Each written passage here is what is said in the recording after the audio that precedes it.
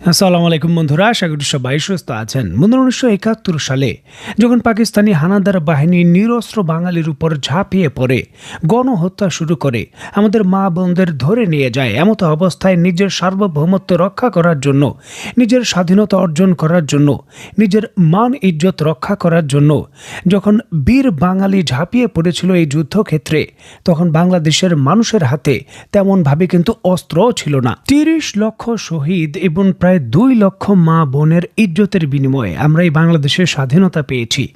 রক্ত দিয়ে কেনা এই স্বাধীনতা। আমাদের পূর্বপুরুষরা এত আত্মত্যাগ এবং এত কষ্ট করে বাংলাদেশের স্বাধীনতা আমাদের এই জন্যই দিয়ে যায়নি যে ভারতের মতো দেশ বাংলাদেশের ভেতর আক্রমণ করবে আর বাংলাদেশের সার্বভৌমত্ব তারা লঙ্ঘন করে জায়গা দখল করে নেবে আর আমরা চেয়ে চেয়ে দেখব।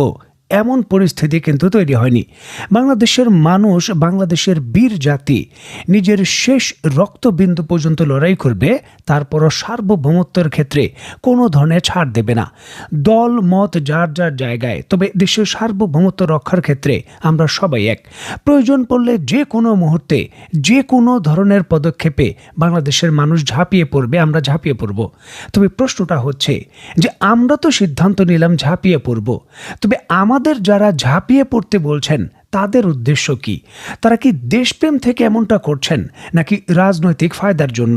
আর যদি তারা দেশপ্রেম থেকে এমনটা করেন, তাহলে দেশপ্রেমের যে দৃষ্টান্ত সেটা কোথায়? দেখুন, যদি আপনি একবার ভালোভাবে নেপাল এবং ভারতের ম্যাপের দিকে তাকান, তাহলে বিষয়টা ভালো করে বুঝতে পারবেন যে ভারত 3 দিক থেকে নেপালকে শুধু ঘিরে রাখেনি। এই নেপালের কিন্তু কোনো ধরনের সমুদ্র বন্দর নেই এবং এই নেপালের জনসংখ্যা হিন্দু, ভারতের জনসংখ্যাও হিন্দু।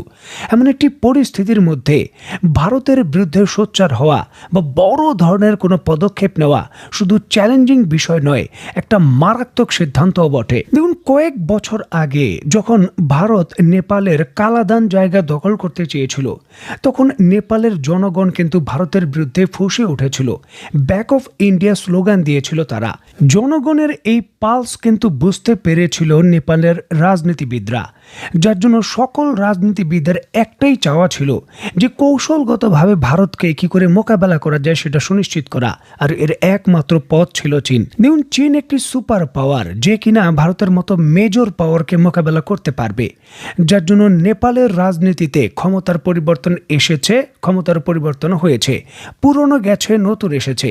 তবে চীনকে কেন্দ্র করে যে নীতি এবং সম্পর্ক গভীর করার যে প্রক্রিয়া, সেটা কখনোই কিন্তু তারা বাতিল করেনি, বরঞ্চ আরও শক্তিশালী করেছে। যুক্তরাষ্ট্র থেকে উড়ে এসেছেন ডোনাল্ড লু, ভারতের ভেতর বৈঠক করেছেন, তারপর বৈঠক শেষে নেপালে যাবেন নেপালকে ধমক দেওয়ার জন্য যে চীন থেকে দূরে থাকো। এমতো অবস্থায় নেপালের মতো দেশ বাংলাদেশ থেকেও সামরিক সক্ষমতায় তারা কমপক্ষে 5 থেকে 8 গুণ পিছিয়ে রয়েছে। এই দেশই কিন্তু ভারতের চোখ রাঙিকে উপেক্ষা করে সরাসরি চীনের সঙ্গে সম্পর্ক বৃদ্ধি করার জন্য চীনের যে বিখ্যাত BRI বা বেল্ট রোড অ্যান্ড ইনিশিয়েটিভ প্রকল্প রয়েছে, সেখানে যুক্ত হওয়ার আনুষ্ঠানিকভাবে চুক্তি করেছে। $225 মিলিয়ন খরচ করে নেপালের যে পোখরা নামক জায়গা রয়েছে, যেটা ভারত সীমান্ত থেকে খুব একটা বেশি দূরে নয়, সেখানে একটি বিমানবন্দর তৈরি করছে চীন। যে বিমানবন্দরটি যে ব্যবসায়িক উদ্দেশ্য, তার কোনো ভ্যালু নেই, সেটা সম্পূর্ণভাবে ফেল করবে, কারণ ভারত কিন্তু তার আকাশ সীমা ব্যবহারের অনুমতি দেয়নি। সুতরাং এই বিমানবন্দরে আন্তর্জাতিক কোনো বিমান ওঠানামা করবে না। তারপরও নেপাল এই প্রকল্প বাস্তবায়ন করছে। সম্পূর্ণভাবেই এটা একটা সামরিক প্রকল্প। বর্তমান পৃথিবীতে চীনই হলো একমাত্র সুপার পাওয়ার যে চোখ বন্ধ করে ভারতের বিরুদ্ধে যে কোনো লড়াইয়ে যে কোনো দেশকে বিপুল পরিমাণের অস্ত্র এবং আর্থিক সহযোগিতা দেবে। এর কিন্তু তারা কোনো ধরনের প্রশ্নও করবে না যে কেন দেব। আর এই জন্যই কিন্তু নিজের দেশের স্বার্থ সবার আগে রেখে নেপাল যুক্তরাষ্ট্র এবং ভারতের চোখ রাঙানিকে উপেক্ষা করে সরাসরি চীনের যে ক্যারিন ভূখণ্ড রয়েছে সেখান থেকে বুলেট ট্রেনের মাধ্যমে তার যে দেশের অঞ্চলগুলো রয়েছে সেগুলোকে যোগাযোগ স্থাপন করছে। যে কোনো যুদ্ধক্ষেত্রে আপনি ঝাঁপিয়ে পড়লেন, নিজের সার্বভৌমত্ব রক্ষার জন্যই ঝাঁপিয়ে পড়লেন, তবে এই জায়গায় আপনাকে বুঝতে হবে নিজের যুদ্ধটা করার জন্য লজিস্টিক সাপ্লাই এবং অস্ত্রের সাপ্লাই দীর্ঘ সময় ধরে পেতে হবে। আর বাংলাদেশের উৎপাদন ব্যবস্থায় এখন এই সাপ্লাই দীর্ঘ সময় দেওয়ার এখন কিন্তু সক্ষমতা নেই। আর এক্ষেত্রে বড় একটা কি পয়েন্ট বা যোগানদাতা হতে পারে চীন। বিষয়টি নিশ্চিত করার জন্য চীনের মূল ভূখণ্ড থেকে মায়ানমারের ভেতর দিয়ে আমাদের আনোয়ারা উপজেলা মানে কর্ণফুলীর যে টানেল রয়েছে তার মাধ্যমে ঢাকার সঙ্গে সরাসরি যোগাযোগ করার জন্য চীনের বিআই প্রকল্প ছিল, যে কাজটাও কিন্তু অলরেডি বন্ধ হয়ে গেছে। বাংলাদেশের সংবাদ মাধ্যমগুলো ঢাকঢোল পিটিয়ে খবর করে কর্ণফুলীর টানেল হলো অলাভজনক একটা প্রকল্প। আরে ভাই, এটা একটা সামরিক প্রকল্প, এটা অলাভজনক কি? দেশের নিরাপত্তা। কর্ণফুলীর উপর যে কোনো ব্রিজ যুদ্ধের সময় প্রথম কিন্তু ভারত উড়িয়ে দেবে, তবে পানির নিচে যে টানেল রয়েছে সেটা উড়িয়ে দিতে পারবে না। এই টানেলের মাধ্যমে চীন থেকে সকল সাপ্লাই যাতে মায়ানমারের ভূখণ্ড থেকে নিশ্চিতভাবে প্রেরণ করা যায়, দীর্ঘমেয়াদী পরিকল্পনার অংশ হিসেবেই এই টানেলটিকে তৈরি করেছে চীন। এই টানেলটি চীনা প্রকল্প ঠিকাদারি প্রতিষ্ঠানের মাধ্যমে এইভাবেই তৈরি করা হয়েছে যাতে চীন থেকে ভবিষ্যতে অস্ত্র সাপ্লাই দেওয়ার জন্য এটাকে ব্যবহার করা যায়। দেখুন, এটি একটি কৌশলগত প্রকল্প, সুতরাং লাভ লসের হিসাব করলে হবে না। দেখুন, আমাদের ডাক দেওয়া হচ্ছে যুদ্ধে যাওয়ার জন্য, তবে এই যুদ্ধে যাওয়ার জন্য যে লজিস্টিক সাপোর্ট দিবে চীন, তার সঙ্গে সম্পর্ক একেবারে তলানিতে। যুক্তরাষ্ট্র এবং পশ্চিমা মিত্র যারা ভারতের কথায় উঠে বসে, তাদের সঙ্গে সম্পর্ক বৃদ্ধি করা হয়েছে, তবে চীনের সঙ্গে করা হয়েছে খারাপ।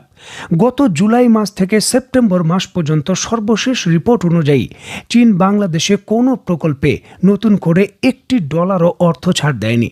চীনের সকল প্রকল্পের কাজ বর্তমানে বন্ধ রয়েছে। বাংলাদেশের ভেতরে চীনের যে সাবমেরিন ঘাঁটিটি নির্মাণের কাজ চলছিল সেটিও বন্ধ। এছাড়াও অন্যান্য যে গুরুত্বপূর্ণ প্রকল্প রয়েছে, এখানে যে মিসাইল কারখানা স্থাপনের কাজ চলছিল সেটিও সম্পূর্ণভাবে বন্ধ। তারা বাংলাদেশ ছেড়ে চলে গেছে। অর্থনৈতিক সংকট কাটানোর জন্য বাংলাদেশকে $5 বিলিয়ন সমপরিমাণের মুদ্রার কারেন্সি চীন কিন্তু তাদের ইয়ানে বাংলাদেশকে ঋণ দিতে চেয়েছিল, সফট লোন তারা দিতে চেয়েছিল। বাংলাদেশ নিতে আগ্রহীও ছিল, তবে নতুন সরকার এসে সেটাকে বাতিল করে দিয়েছে। তারা চীন থেকে কোনো ঋণ নেবে না, চীনের কারেন্সিতে কোনো ঋণ নেবে না। ডলারের বিকল্প চীনা মুদ্রাকে বাজারে আসতে দেবে না যুক্তরাষ্ট্র, যার জন্য বাংলাদেশের মাধ্যমে তারা এই সিদ্ধান্ত বাস্তবায়ন করেছে। আন্তর্জাতিক মুদ্রা তহবিল, এশিয়ান উন্নয়ন ব্যাংক এবং বিশ্ব ব্যাংকের মাধ্যমে আমাদের কম বৈঠক এবং দৌড়ঝাঁপ হয়নি। $7 বিলিয়ন তারা আমাদের দেবে এমন প্রতিশ্রুতি দিয়েছে। এই ডিসেম্বরের মধ্যে অর্থটা পাওয়ার কথা ছিল, তবে দুঃখজনক হলেও সত্য, সেই আশ্বাস প্রশ্বাস এখন দীর্ঘশ্বাসে পরিণত হয়েছে।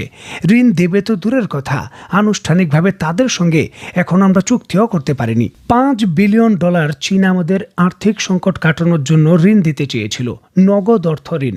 সেটা আমরা নিলাম না। যুক্তরাষ্ট্র এবং পশ্চিমা বিশ্বকে আমরা খুশি করলাম, আর তারা কিন্তু শেষ পর্যন্ত আমাদের ঋণ দিল না। এরপর আমাদের কি করতে হলো? 22,500 কোটি টাকা মাত্র 3 মাসের মধ্যেই ক্ষমতা পরিবর্তনে ছাপানো হলো, এবং এর সরাসরি প্রভাব বাংলাদেশের সাধারণ মানুষের যে মূল্যস্ফীতি রয়েছে তার উপর কিন্তু পড়বে। তবে এক্ষেত্রে সুনির্দিষ্ট কোনো ব্যাখ্যা নেই যে কেন আমরা চীনের কাছ থেকে এই $5 বিলিয়ন নিলাম না, অথচ IMF এর মতো কঠিন শর্তে ঋণ দানকারী তাদের কাছে ধর্ণা দিচ্ছি নতুন করে ঋণের জন্য।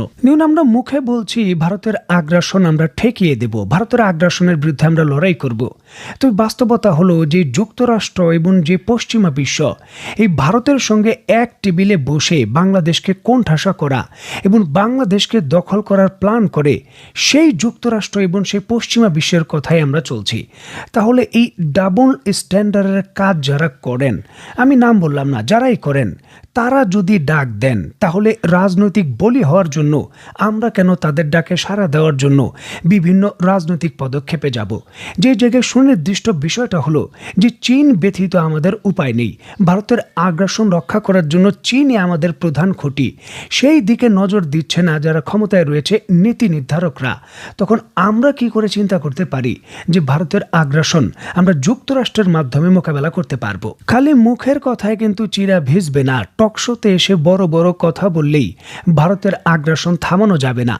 এক্ষেত্রে নেপাল ঠিক যেইভাবে করেছে দুঃসাহসিক কাজ, ভারতের রক্তচক্ষু উপেক্ষা করে এমন কাজ করতে হবে, চীনের সঙ্গে বড় বড় চুক্তিতে যেতে হবে, চীনকে কিছু মাল্টি মেগা প্রকল্প বাংলাদেশে দিতে হবে, যাতে চীন এই জায়গায় বিনিয়োগ করে বাংলাদেশকে তার গুরুত্বপূর্ণ স্থাপনা হিসাবে দেখে এবং বাংলাদেশকে রক্ষা করার জন্য সে সর্বাত্মক অত্যন্ত গুরুত্বপূর্ণ সিদ্ধান্ত নিতে পারে।